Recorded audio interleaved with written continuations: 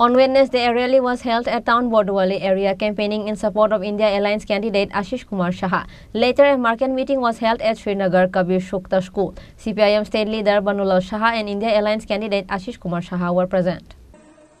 আগামী 19 এপ্রিল দেশের লোকসভার নির্বাচনে দেশের ধর্মনিরপেক্ষতা সংবিধান এবং গণতন্ত্র রক্ষায় Addressing the meeting, India Alliance candidate Ashish Kumar Shah asked the people to vote for India Alliance to win the upcoming Lok Sabha election with huge numbers of votes.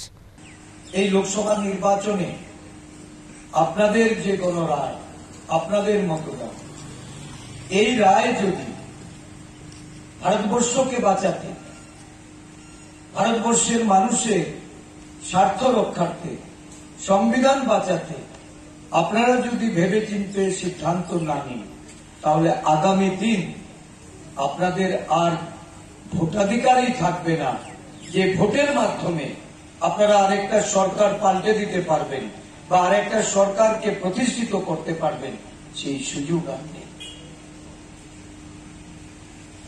এই দেশের মানুষ গত 10 বছরে কি পেয়েছে? আজকে দিনের কথা বলে 100 দিনের মধ্যে মানুষের দ্রব্যমূল্যের দাম নিয়ন্ত্রণ করে